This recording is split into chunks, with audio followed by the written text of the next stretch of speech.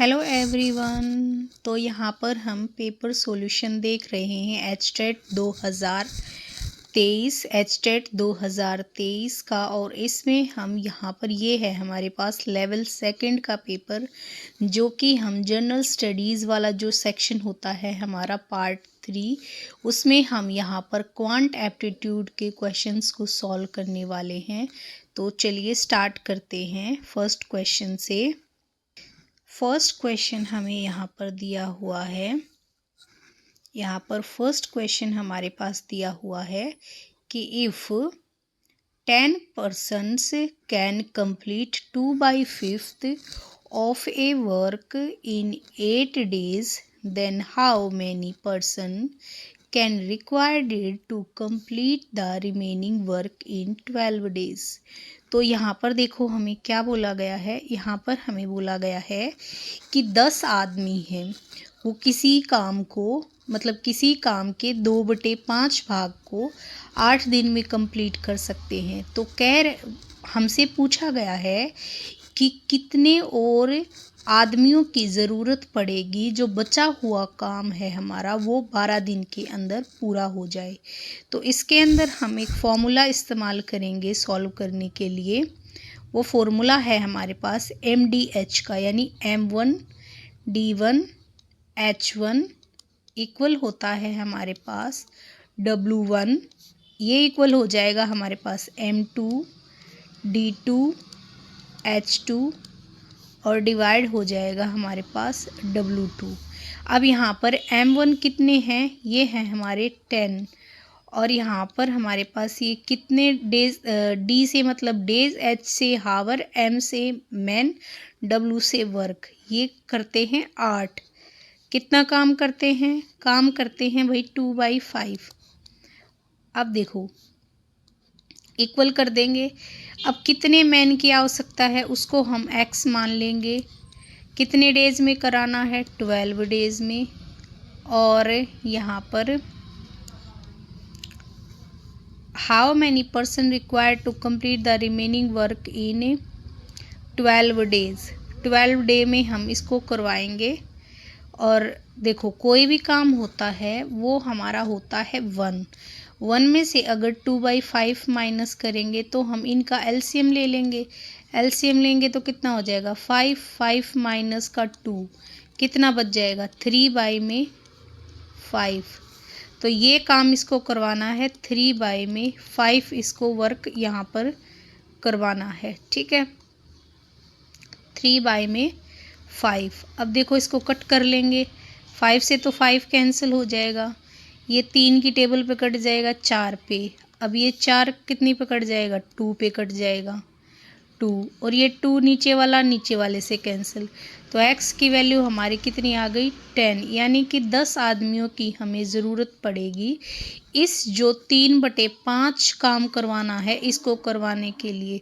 तो option number 3 जो है हमारा दिया हुआ है 10। तो राइट आंसर हमारा यही हो जाएगा। नेक्स्ट क्वेश्चन पर मूव करते हैं। नेक्स्ट क्वेश्चन हमारे पास दिया है, क्या कह रहा है कि The base of a right prism is a triangle whose perimeter is 32 centimeter and in radius of the triangle is 6 centimeter. If the volume of the prism is 576 cc, then the height is। हमें यहाँ पर height बतानी है इसकी। तो हमें पता होना चाहिए कि जो हमारा इन रेडियस और जो हमारा सेमी पेरीमीटर होता है उसमें क्या रिलेशन होता है। ये रिलेशन होता है हमारा R, यानी इन रेडियस होता है किसके बराबर, जो हमारा ट्राइंगल का एरिया है और सेमी पेरीमीटर के। तो यहाँ से हम लोग डेल निकाल लेंगे, क्योंकि हमें पता है कि जो वॉल्यूम ऑफ प्रिज्म का फॉर्मूला हमारे पास क्या हो जाएगा, वो होता है हमारा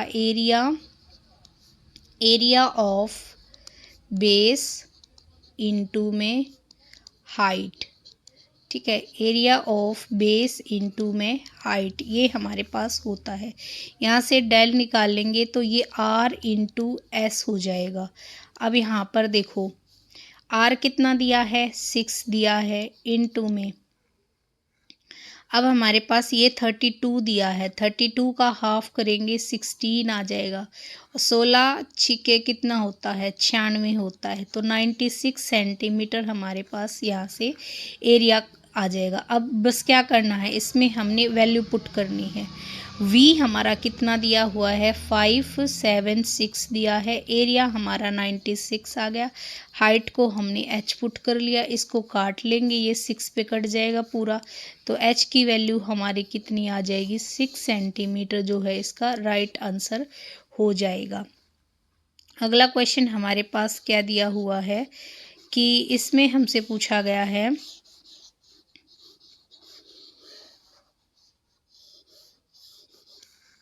नेक्स्ट क्वेश्चन हमारे पास दिया हुआ है कि if the number of diagonal of a regular polygon is 27 then the number of side is, हमें इसमें साइड बतानी है।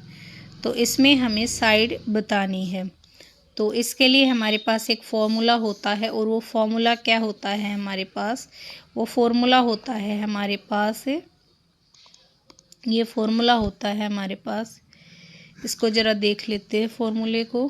फॉर्मूला हमारा होता है नंबर ऑफ डायगोनल, अगर हमें निकालने हैं तो उसका फॉर्मूला होता है हमारे पास n-3 डिवाइड 2, ठीक है। n डिवाइड 2, इसमें क्या होता है कि n जो होती हैं वो हमारी क्या होती हैं, ये हमारी होती हैं साइड ऑफ पॉलीगन। क्या होती है, साइड ऑफ पॉलीगन। अब यहाँ पर हमें क्या करना है, हमें फाइंड करनी है साइड।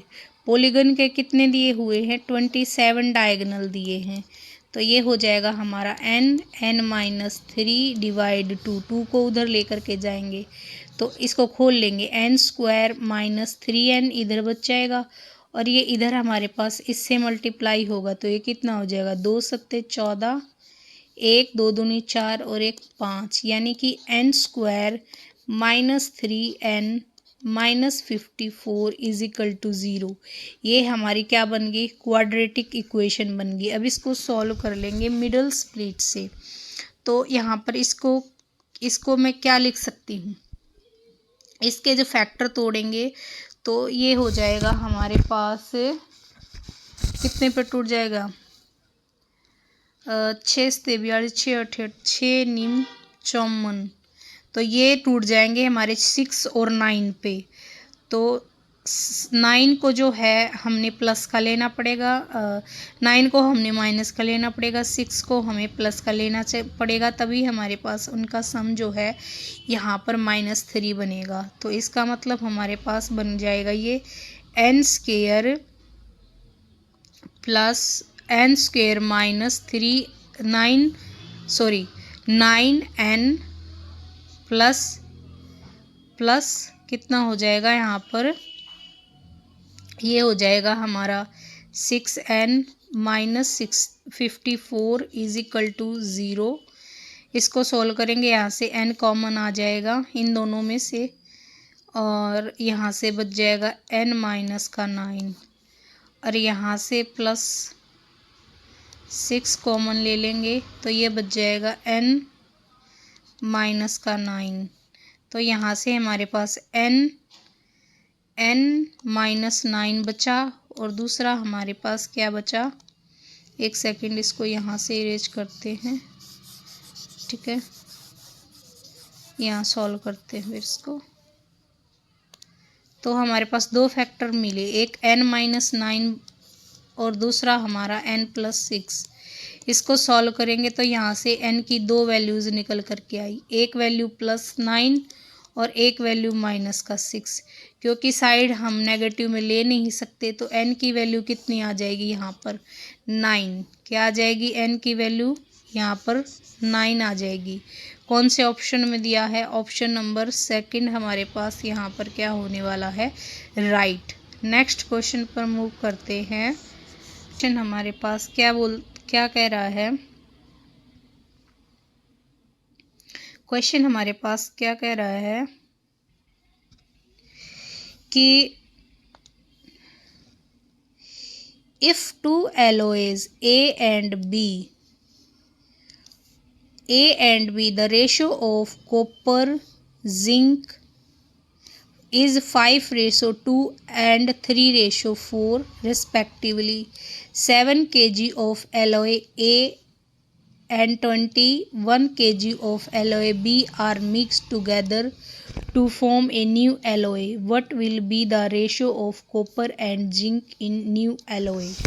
ठीक है, यहाँ पर हमें नए एलोए में कॉपर और जिंक का वो बताना है। तो इसमें देखो क्या है, इसमें अगर हम देखते हैं तो इसमें हमारे पास दिया हुआ है, सबसे पहले तो इसमें हमें क्या दिया हुआ है कि दो एलोए है हमारे पास, एक ए है एक बी है। कॉपर और जिंक का इसके अंदर दिया हुआ है, इसके अंदर 5:2 में दिया है और ये जो है 3:4 में दिया है। अब क्या कह रहा है कि एलोए ए जो है ना उसकी तो मात्रा 7 kg है और एलोए बी जो है ना वो कितना kg है, 21 kg है। तो अगर ये 7 kg है और उसको 5:2 में तोड़ा गया है, यानी 5x में इसको मान लूँ और 2x इसको मान लूँ, दोनों को जोड़ूंगी तो कितना होगा 7x। 7x की वैल्यू इसने कितनी दी है, 7 दी है, इसका मतलब x की वैल्यू 1 है। तो अगर मैं पहले वाले एलोए में से कॉपर और जिंक की अगर हम क्वांटिटी निकालते हैं एलोए ए में कॉपर और जिंक, तो कॉपर हमारा कितना है 5 kg और ये हमारा 2 kg। इसमें 21 दी है यानी कि 3 + 4 7, यानी एक की वैल्यू 3, 3 चौके 12, इसकी वैल्यू 12 है और इसमें हो जाएगा यहाँ पर 3, इसकी वैल्यू हो जाएगी 3 × 9 और इसकी वैल्यू हो जाएगी 3 चौके 12। ठीक है, अब यहाँ पर देखो क्या कहा इसने, अब अगले में हमें उसकी मात्रा बतानी है। देखो ये कितनी हो जाएगी 14 और ये कितनी हो जाएगी 14, दोनों की 1 पे कैंसिल कर लेंगे तो ये 1 रेशो किसके अंदर आ जाएगा 1 में, यानी 1:1 में जब हम इसको मिलाएंगे तो वो हमारा राइट आंसर हो जाएगा। ऑप्शन नंबर 4 जो है इसके अंदर राइट हो जाएगा। नेक्स्ट पर मूव करते हैं। अगला क्वेश्चन हमें ट्रिग्नोमेट्री से दिया हुआ है। और इसमें जो है ट्रिग्नोमेट्री से हमें दिया हुआ है, देख लेते हैं क्वेश्चन को। क्वेश्चन है हमारे पास कि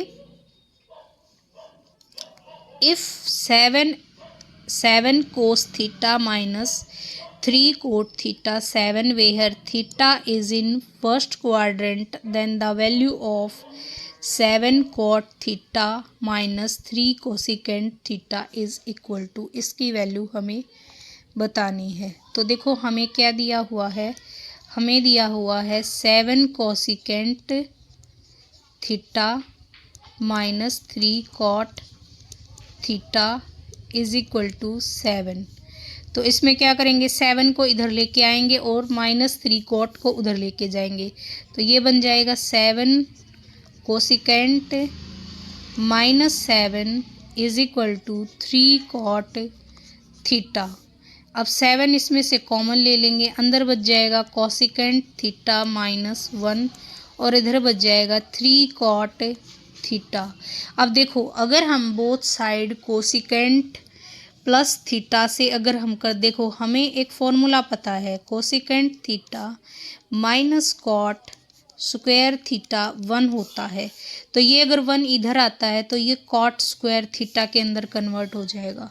तो यहाँ से जब हम इसको करेंगे तो ये फिर एक फॉर्मूला आपने पढ़ा होगा, a² - b² को क्या लिख सकते, a + b और a - b लिख सकते हैं। तो यहाँ पे हमने ऐसे ही किया है। तो इसको मैं लिख सकती हूँ कोसिकेंट थीटा -1 और यहाँ पे हो जाएगा 3 cot थीटा, यहाँ पर हो जाएगा कोसिकेंट थीटा और हमने प्लस से किया था तो प्लस का 1। ये वाली चीज़ किसके अंदर कन्वर्ट हो जाएगी, कॉट में कन्वर्ट हो जाएगी। तो इसको लिख सकते हैं कॉट थीटा। इधर हमारे पास है 3 cot theta cosecant theta plus 1। अब इस चीज़ को जो है हम अंदर खोलेंगे तो ये वाली चीज़ क्या बन जाए, अगर हम इसको देखते हैं तो फिर ये हमारे पास क्या हो जाएगा, तो इसको ये जो है इसके साथ है तो इसको कोट को नीचे ले आते हैं, ये हो जाएगा 7 कोट स्क्वायर थीटा। इसको अगर मैं बोथ साइड कोट से डिवाइड करा दूँ तो कोट थीटा। इधर बच जाएगा 3 कोसिकेंट थीटा प्लस 1। ठीक है, अब 3 अंदर की तरफ मल्टीप्लाई हो जाएगा, 1 से तो 1 कट जाएगा। यहाँ पे फिर बचेगा कितना हमारा, ये हमारा बच जाएगा यहाँ पे एक, ये कितना बचेगा, यहाँ से हमारे पास बच जाएगा 7 कॉट थीटा और अंदर इसको खोलेंगे तो 3 कोसिकेंट थीटा प्लस 3 बचेगा। और ये 3 कोसिकेंट को मैं इधर ले आऊँगी तो ये बच जाएगा -3 कोसिकेंट थीटा। और इधर हमारा इसको ब्रैकेट को खोलेंगे तो यही हमसे प्रूव करने के लिए पूछा था कि ये मतलब कितनी वैल्यू देगा, तो ये हमारी 3 वैल्यू देगा। तो 3 वैल्यू हमारे पास कहाँ पर है, ये हमारे पास मिल रही है ऑप्शन नंबर फर्स्ट में। तो राइट आंसर हो जाएगा इसका ऑप्शन नंबर फर्स्ट। चलिए नेक्स्ट क्वेश्चन पर मूव करते हैं। अगला क्वेश्चन हमारे पास दिया हुआ है कि इफ़, एक सेकंड रुको, अगला क्वेश्चन है मेरे पास कि इफ़ एन इक्विलेटरल ट्रायंगल, एक कोई इक्विलेटरल ट्रायंगल है, इंस्क्राइब इन ए सर्कल, ठीक है, जो कि सर्कल के अंदर बनी है, then the tangent at their vertices will form another triangle. तो उनके जो टेंजेंट से बनेगी तो वो कौन सी बनेगी, तो वो भी इक्विलेटरल होगी। तो ऑप्शन नंबर 3 जो है इसका राइट हो जाएगा। नेक्स्ट क्वेश्चन पर मूव करते हैं। अगला क्वेश्चन हमारे पास जो दिया हुआ है वो है हमारे पास लॉस प्रॉफिट से। क्या कह रहा है कि इफ़ शॉपकीपर, यहाँ पर इसको थोड़ा हाईलाइट कर देते हैं, ये दिया हुआ है कि एक शॉपकीपर है जब किसी आर्टिकल को बेचता है तो उसको क्या होता है, उसको 15% का गेन होता है। अगर वो उसको 18 रुपये और ज़्यादा में बेचता तो उसको कितना लाभ होता, उसको 18% का होता। मतलब पहले कुछ भी अमाउंट में वो जब बेच रहा था तो उसको प्रॉफिट होता था 15% का। अब कह रहा है कि अगर वो 18 रुपये ज़्यादा और में बेचता ना, जितने में उसको 15% में प्रॉफिट हो रहा था, तो अब 18 हो जाता। अब इन दोनों की देखो कितनी परसेंट की वैल्यू है यहाँ पे, 3%। और ये जो 3% का डिफरेंस आया ये इन 18 रुपये की वजह से आया। 1% की वैल्यू यहाँ से काटेंगे तो 3×6=18 हो जाएगा। हमसे पूछा क्या गया है कि कॉस्ट प्राइस क्या था। किसी भी चीज़ का कॉस्ट प्राइस हम 100% लेते हैं। अगर 1% की वैल्यू 6 है तो देखो 100% की वैल्यू कितनी हो जाएगी, 100 से मल्टीप्लाई कर देंगे, यानी 600 जो है इसका राइट आंसर हो जाएगा। नेक्स्ट क्वेश्चन पर मूव करते हैं। अगला क्वेश्चन दिया है हमारे पास, अगला क्वेश्चन है हमारे पास कि द डिफरेंस बिटवीन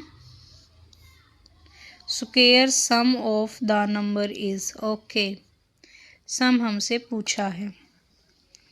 यहाँ पे देखो डिफरेंस पॉजिटिव नंबर का, यानी एक नंबर मैंने यहाँ पर x ले लिया, दूसरा नंबर मैंने y ले लिया, दोनों का डिफरेंस दिया है 3 और उनके स्क्वायर यानी x² प्लस y² हमारे पास दिया है कितना, 369। तो देखो अगर मैं इस ऊपर वाले का स्क्वायर कर दूँ, इसका मैं स्क्वायर कर दूँ तो इधर भी स्क्वायर हो जाएगा। तो यहाँ से x - y का होल स्क्वायर का फॉर्मूला हम खोल लेंगे। तो वो क्या होता है हमारे पास, वो होता है X square plus Y square minus 2xy। ठीक है, ये फॉर्मूला खोलेंगे तो यहाँ पर क्या बनेगा हमारे पास, यहाँ पर बन जाएगा हमारे पास X square plus Y square minus 2xy की वैल्यू हो जाएगी 9। अब ये वैल्यू क्या दी हुई है, ये वैल्यू 369 दी है, तो ये उधर जाएगी तो प्लस का, ये आ जाएगी इधर माइनस का। 9 इसमें से करेंगे तो ये कितना बचेगा यहाँ पे 60 ट्वाइस ऑफ xy।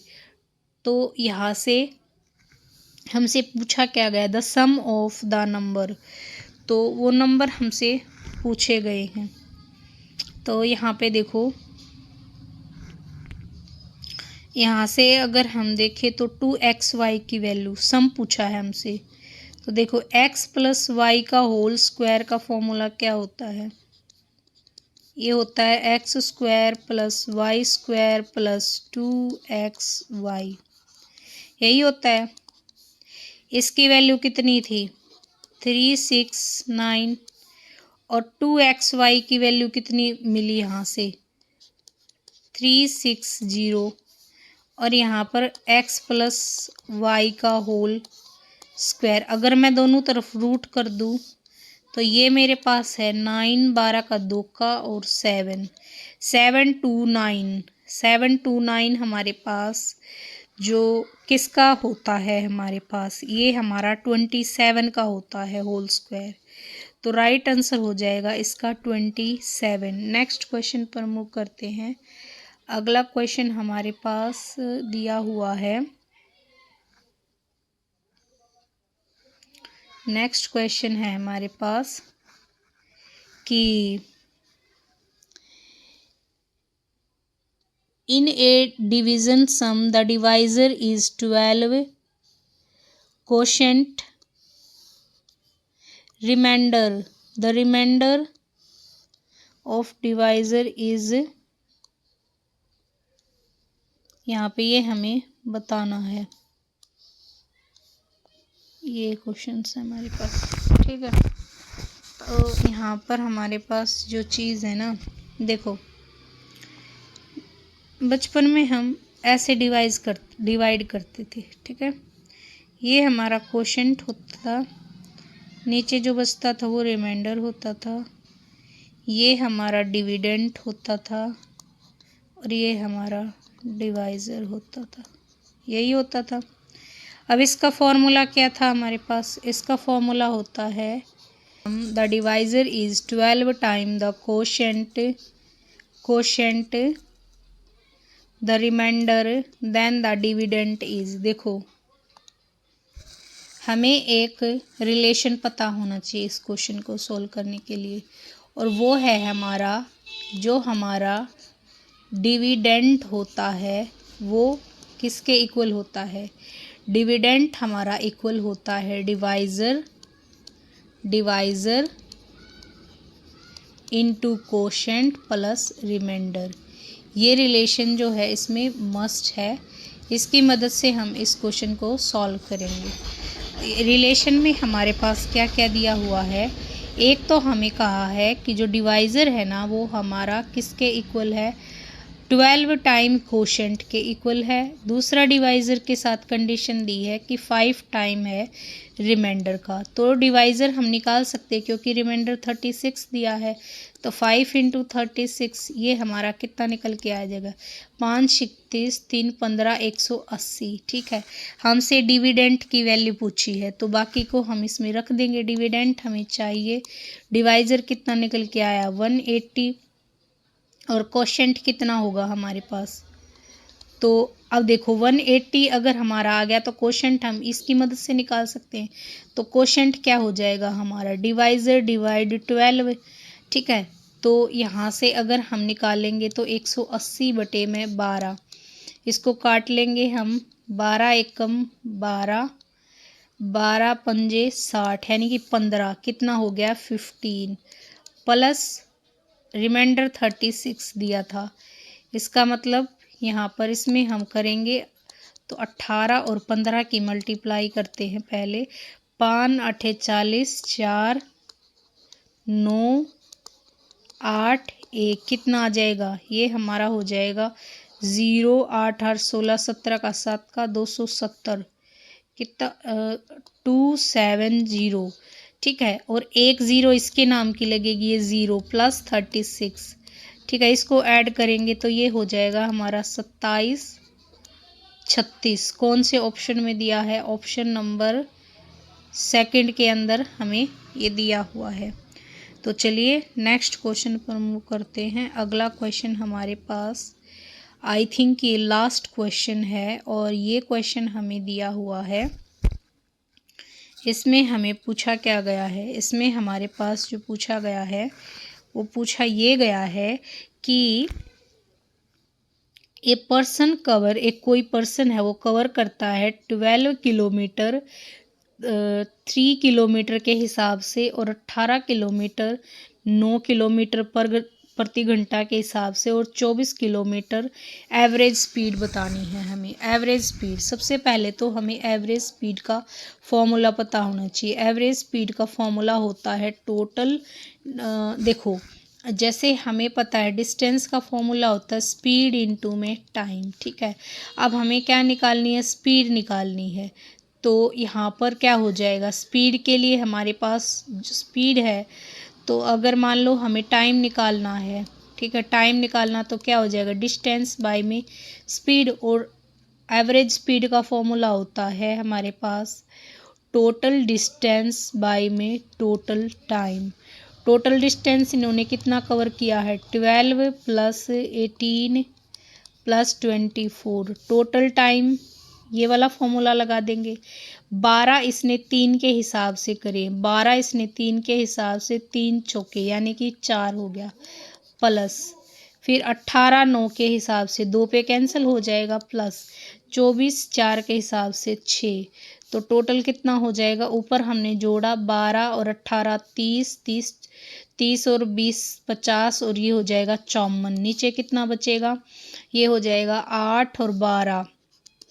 ठीक है, तो यहाँ पे 12 पे काट 2 की टेबल पे काटे या 12 की टेबल पे 12 12 चौक 48 48 48 में यहाँ पे 6 बच जाएगा, आई थिंक 48, हाँ 6 बच जाएगा, 6 0। तो 12 पंजे 60, तो 0 4.5, तो 4.5 किलोमीटर जो है इसका राइट आंसर हो जाएगा। तो हमारे 10 क्वेश्चंस थे जो कि 2023 लेवल 2 के, तो सभी के सभी हमने इस वीडियो के अंदर कवर कर लिए हैं। मिलते हैं नेक्स्ट वीडियो में।